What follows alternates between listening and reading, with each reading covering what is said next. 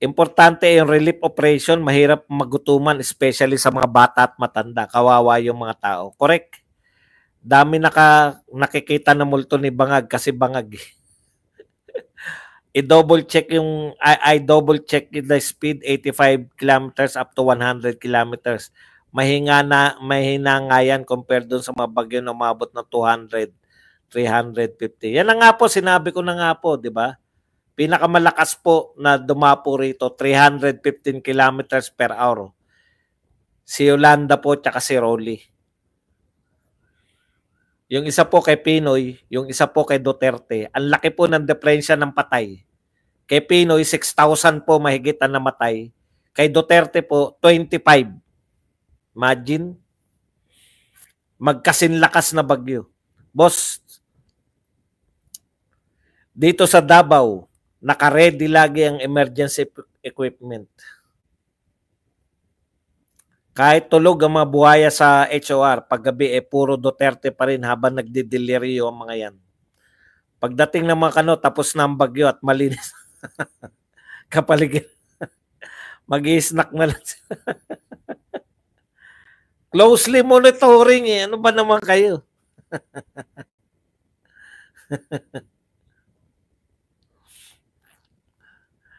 Asahan natin ang pagbalik ng mga kurakot. Hindi pa ba nakabalik? Humanda na tayo, November pa dating ng mga malalakas na bagyo, tumatama as per history.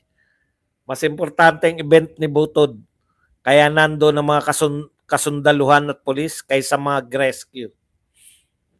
Dati nagte-text NTC, warning, ngayon wala nang warning, wala yatang budget. O, di ba? Tsaka pag nag-text yun, talagang puta, magigising ka Yellow warning, orange warning.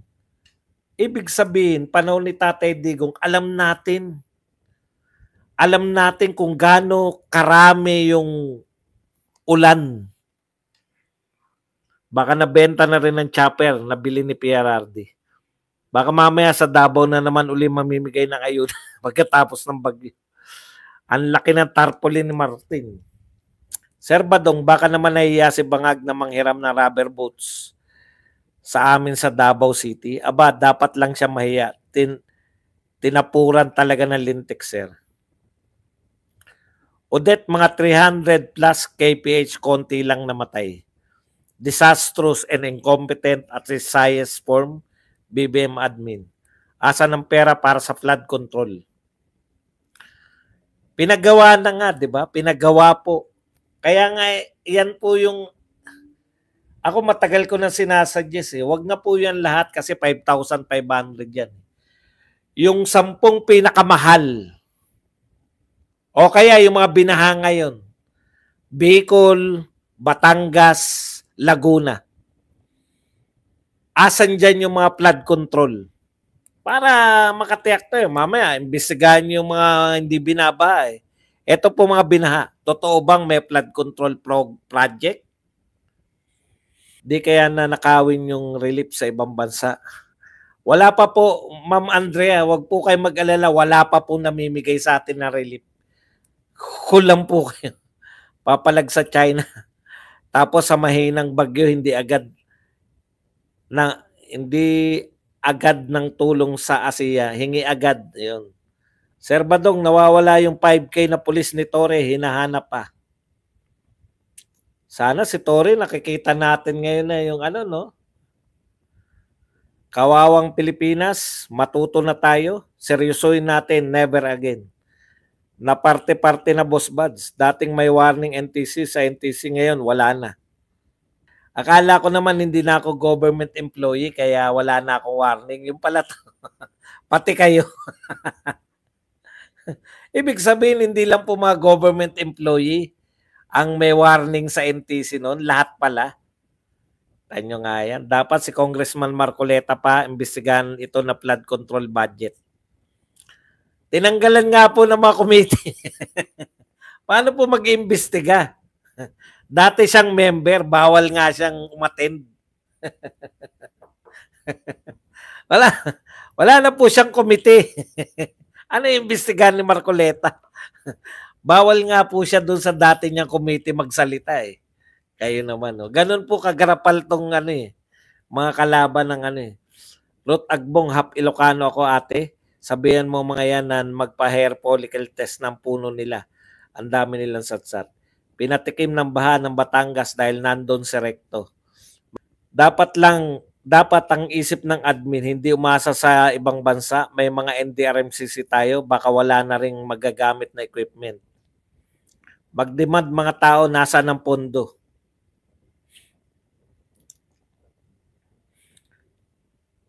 Huwag niyong payagang busalan ng pera ang inyong mga karapatan, mga kababayan. Kawawa apo nyo sa future, sila magsasapa ng pagbebenta ng inyong budhi.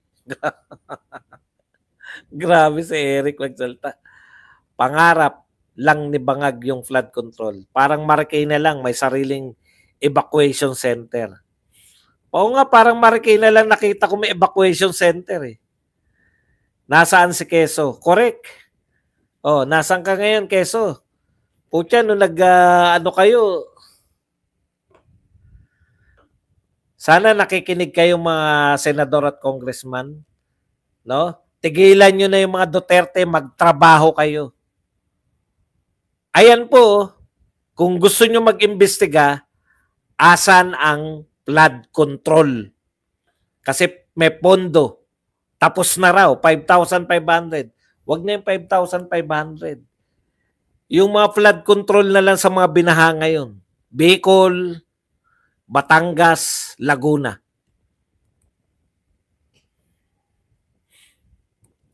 Ang manguna dapat yung mga taga Bicol. Saldi ko. Siyempre, taga Bicol ka, di ba? Dapat concern ka. Nabaha, dapat sa'yo galit eh. Di ba, kung ako mga taga Bicol, yung mga congressman ng Bicol, dapat galit ako ngayon. Pinondohan namin yan, DPWH. Pinondohan namin yan. 61 billion. Asan yung ginawa ninyo? Di ba? Kung ako taga Bicol na congressman, iimbestigahan ko yung DPWH. Bakit kaya hindi nila iniimbestigahan? Hindi naman, baka naman iimbestigahan nila. Di ba? Ha? Nagpadala na daw po ang DSWD, sabi niya. Opo, nagpadala naman 2.3 million sa buong Pilipinas. Kayo naman, no? Nagpadala na po. Wala naman pong sinasabing hindi nagpadala yung DSWD. Nagpadala po, 2.3 million, no? Di ba? Buong Pilipinas yun. Mas malaki pa yung nilamon nyo nung SONA. Kaya po, palaganan natin yung mga paglamon na yan ng mga SONA-SONA. Wala naman pala kayong budget pag merong baha. Huwag na rin kayo mag-budget sa SONA ng 20 million. Sa Bicol yung kay Migs Villapuerte na bidang-bida. Flood control project, ano kaya anyari doon? Nakatayo pa kaya? Sana hamunin ni BP Sara mga Ikaw naman, Aga Gonzales. Wala po silbi ang mga yung mga lie detector po na yan. Wala po silbi yan. Napag-aaralan po yan. Yung mga ang nahuhuli lang po sa lie detector. Ito po kaya hindi po siya admissible sa korte. Masyado naman kayong bumibilib sa mga tulpo. Ang nahuhuli lang po sa lie detector yung hindi marunong magsinungaling. Yung mga tao pong wala lang sa kanila yung pagsisinungaling, hindi mo mahuhuling magsisinungaling yan sa lie detector. Ang hamon niya nga, drug test lang, hindi pa matupad. Lie detector pa kaya. Ayun naman. Huwag nyo na pong ulitin yung mga kalokohan lang ng mga tulpo. Hindi nga po admissible sa korte ang lie detector na yan.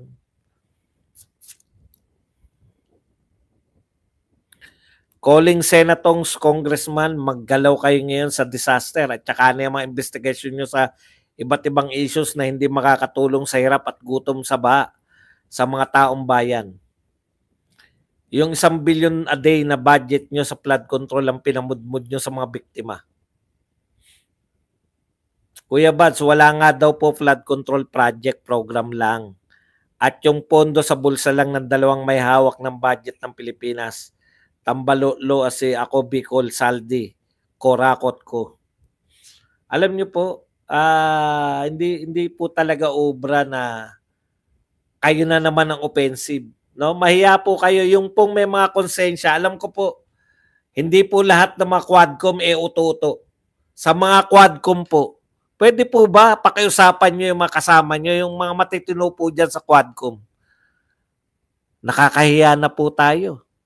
Baka gusto naman nating imbestigahan yung nasa napupunta. Okay lang naman po, hindi naman po masamang bahain eh. Talagang bahain po itong Pilipinas eh. Ang problema, bakit po tayo nagpopondo sa baha? Sa flood control kung hindi naman po talaga siya makakatulong. Imbestigahan na natin yan.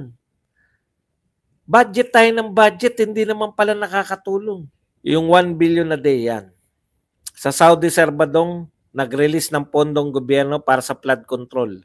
After few years, nagka-flash flood. Pinakulong lahat ng involved na government officials.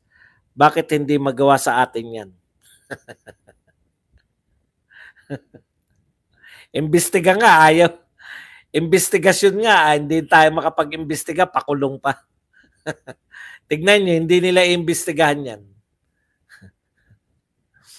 Serbadong, speaking of TS Pablo, noong 2012, panahon yun ni Noynoy, naalala ko noon yung hangin. Naramdaman namin sa Davao City, medyo malakas din siya, zero visibility noon ang Samal Island. Walang marino, lalo pa yung Pimentel. Anong walang marino? Good evening po, Sir Bads, Ashley. Boss Bads, may nagpakapare-parehas ng lahat. Kahit sinong presidente duman, di na magbabago lahat, korap. Alam mo, Fiona, wag mo nila lahat kasi meron tayong presidenteng hindi korap. No? Kung sa tingin mo korap, bakit ka pa, alam mo, baguhin mo, magkano kinorap ni Tatay Digong? Wala nga kayong bintang eh. Wag nyo pong sisihin po yung mga hindi korap. Meron pong hindi korap eh. No? Cross-examination dapat, hindi polygraph test. Sino magko-cross-examine dyan sa mga yan eh?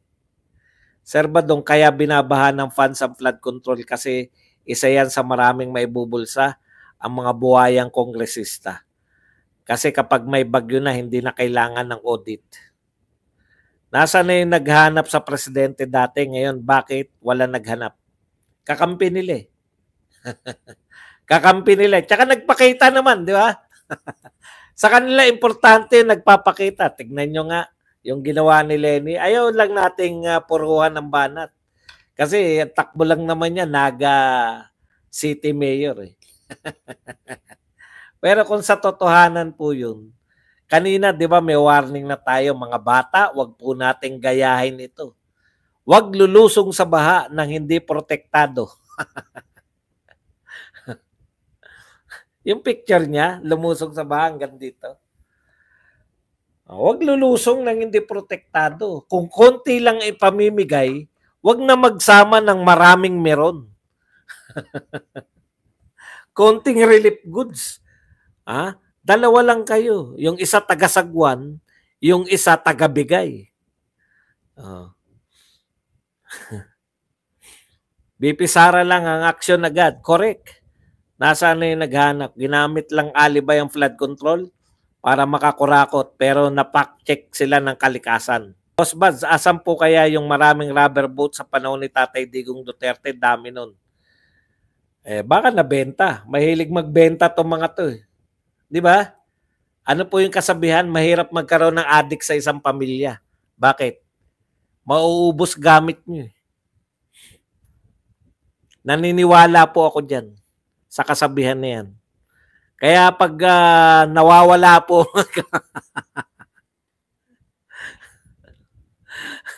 uso po bentahan. Binibenta natin, mahilig mag-privatize, ipa-privatize po lahat.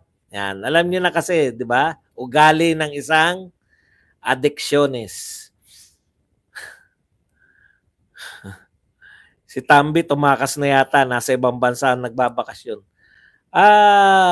Yung araw-araw po namin nakikita sa Quadcom, pakita naman po kayo na namimigay kayo na relief goods. Di po ba? Mas masaya siguro, di ba? Makita naman kayo, hindi lang nang uusig sa Duterte. Gamitin mo naman abante yung magaganda mong sasakyan para makatawid. Ang daming tulong galing OBP kahit kinulang ang budget. Alam po ninyo, yan yung sinasabi nila no? Babawasan namin budget mo kasi duplication lang yan ng DSWD. Duplication lang daw, 2.3 million sa buong Pilipinas. Kung hindi rin lang nako-control ang flood, ipagawa na lang ng evacuation centers kasi talagang bagyuhin, bahain ng Pilipinas. Both straight PDP, pakita natin. Correct. Sir Badong, hindi aalagra ang Amerika kasi binayo din sila ni Helen at si Milton dun sa North Carolina at saka sa Florida. Nasaan na yung naghanap sa presidente dati, ngayon bakit wala naghanap? Maki Aquino, MMLSO. Di ba taga Bicol din yung Young Guns na nanawagan mag-resign na lang si BP Sara? Buhay pa kaya yun? Jill Bunggulan. Kumusta mga relo natin dyan? Sa amin ngayon sa Davao del Norte, malakas ang ulan at hangin. 2.3 lang, pero yung pagkain sa zona, 20 million. Correct. Buong Pilipinas po yan. Hindi po sa Bicol lang, hindi po. Buong Pilipinas yan. 2.3 million. Tindi. Pebs, Sagun, thank you very much sa $9.99 na pangkape. Totoo yan, Boss Buds. Pag may addict sa pamilya, yung brother ko, binenta pati yung Jetmatic pump namin sa Pinas. Oh, ganyan po talaga. Kaya, bakit tayo benta ng benta ngayon? Benta ng ginto, benta ng kinatitire ka ng Star City. Di pa payag ang mga nasa Quadcom mamigay ng ayuda, baka arborin parilo nila. Kael, Diam Pride, pera yan kasi. 2.3 sa buong Pilipinas, pero pang ayuda, bilyon ng budget. Minerva, biglang awa. Boxput TV, buhay pa yan, sir, masamang damo yan. Matagal pa yan maglalaho. Taon-taon tayong binabagyo, dapat lang nakahanda ang gobyerno natin. Dapat isa yan sa dapat pagtuunan ng pansin. Oh, may pondo po. Ang dami pong pondo. Daisy Javier, thank you very much sa 2 CHF. Iyan. Sino namang ka sa Bicol na nag-abot ng 500 sa matandang babae? Ayun po, yung shota ni yung governor yata yun. Shota ni Yasi Persman. Anong pangalan? Yasi Persman? Sir Buds, okay ba si Willie Reballame? Hindi ko siya bet. Hindi po siya. Siya po ang nagtakwil sa atin. Hindi. Yasi Pressman pala, hindi Persman. Yasi Pressman. Walang budget sa kalamidad pero sa party-party, milyon ng gastos. Yung queuing kong adik na kapatid ng mami ko, Sir Badong, ninakaw ang air fryer sa kabilang bahay, high and dry kasi. Kailan kayo kikilos, mga taga-Pinas? Nakakaawa na kayo dyan, sobra na kayo ng mga taong nasa pwesto. Yung ulan na dala ni Christine at ni Undoy, Sir Badong, halos parehas lang ang 2 buwan ang katumbas. Pag wala na mabenta, umit na. Ibig sabihin pala ng meron, Sir Badong, tambay. Ngayon may natutunan ako na word of today mula sa inyo. Salamat po. Yung mga meron, yung mga pamparami ba? Mga meron lang, hindi sila kinakailangan. O nga pala, no, marami pong hindi Tagalog. Ang ibig sabihin po ng meron, yung mga pamparami lang kayo, wala naman kayo na itutulong. Tignan nyo yung kay Lenny. Ang onti lang nung pinamimigay. Pero kaya hindi sila makasakay sa bangka dahil ang dami nila . Acceptable sana kung 1 per year ang bagyo. 20 plus per year. Dapat standardized na ang preemptive evacuation ni PRRD dati. Buset kayo. Correct. Alam nyo, ang sisi dyan sa mga yan, ha? Itutuloy mo na lang. Hindi mo na kinakailangan pag-isipan, BBM. Itutuloy mo na lang yung pinangako mo na itutuloy mo yung mga proyekto ni Tatay Digong. Napakaswerte mo nga eh. No? Inihain na sa'yo. Pati boto, binigay na sa'yo. Pati libingan ng tatay mo. Ipinaghukay na kayo ng libingan ng tatay mo.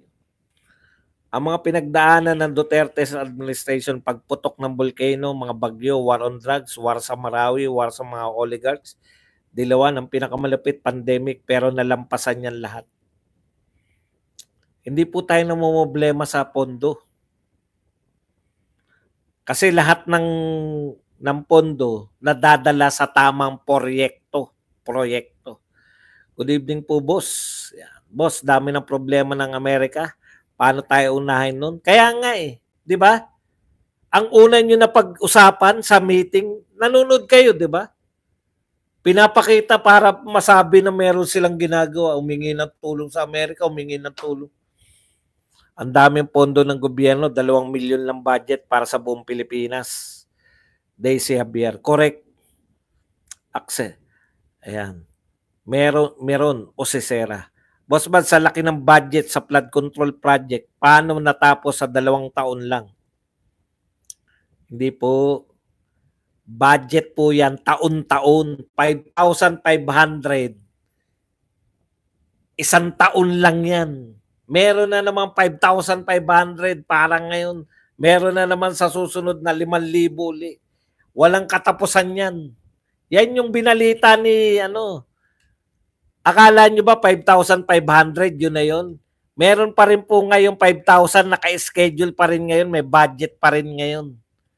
Yung pinagmalaki po ni Pangulong Marcos, yung natapos po, SONA po yun hanggang kalagitnaan ng taon. Meron pa rin budget na naman another 5,000, 10,000 na po yan. Ang i-report niya sa susunod na SONA, 10,000 na yung nagagawa o 11,000 na. Ako ba nagsabi niyan? Hindi. Si Brosas. Yung si Brosas, kilala niyo si Brosas, tropa ni Franz. In short pala, Sir Badong, walang bilang. Parang si Dante Morbius. Iboboto pa kaya ng mga taga Bicol si Saldico? Meron nagmamarites lang. Boss Buds, napaka-inutil ng bangag na to. Kay PRRD 2 to 3 days before the typhoon, lahat ng emergency meeting na ang cabinet. Ngayon the day, tsaka nag-meeting. Meron katumbas ng tayuman. Wala sa ayos din si Lenny, hindi pa rin natuto. Kaya lang, hindi natin ganong pinapatulan dahil mayor lang ang tinatakbo.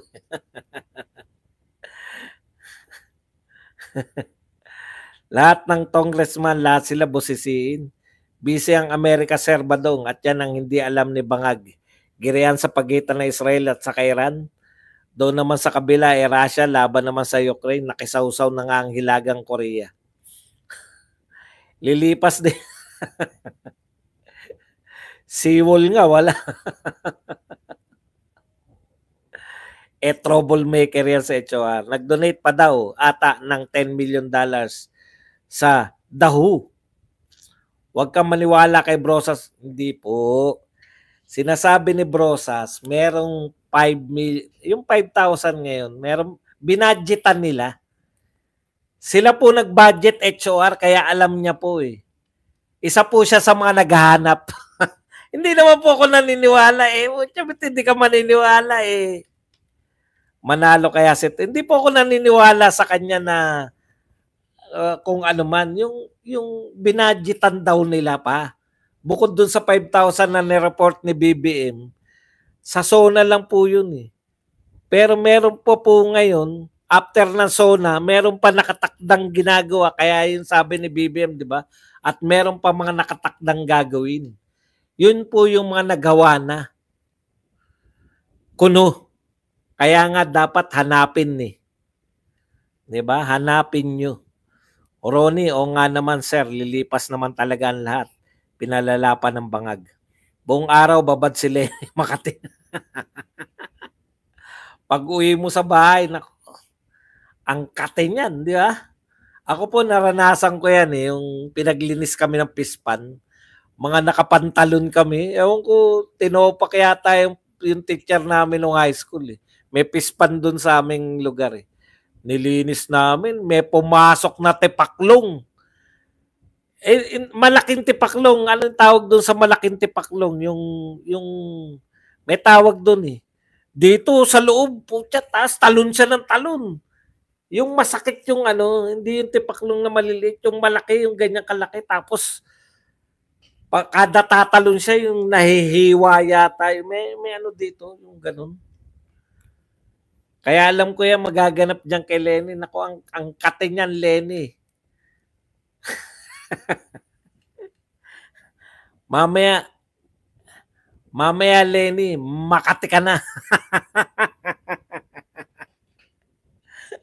Hindi mantis. Yung malalaki yun, yata locust. Hindi mantis, lang yun. Manipis lang katawan nun. Yung talagang malaki. Balang. Ang sakit kaya kada tatalo ng siyempre na siya, di ba? Nalulunod siya Dati Boss Buds, busy ang mga MMDA sa paglilinis ng creek. Ngayon balik kalsada para mangotong. Alam niyo nung panahon ni Tatay Digong, yun Boss Badong, yung bulsa ang pinagawa lagayan ng pondo, hindi ang flood control. Ray Raylon Unggoy. Good evening, Kabadong. Mas may nakatakda na naman palang mananakaw sila sa susunod na taon. Asan ba si Sara? Tumutulong. Kung pandemic press yung si Bonggit, maraming Pilipinong matitegi. Correct. Kala nyo ba kaya niya yung sa loob kayo ng bahay? Hindi niya kaya yun. Meron na naman silang pang-divert sa issue sa droga sa Malacanang. Hindi na po tayo papayag na. Natuloy ba si PRRD sa Wadcom, boss? Hindi po. Pakitang tao lang si Lenny, parehas sila ni Mar. Sablay ang political strategies ni Mama. Hindi, wala na tayong pakialam dyan. Ano na lang yan. Pang na lang siya, pan-local na lang siya.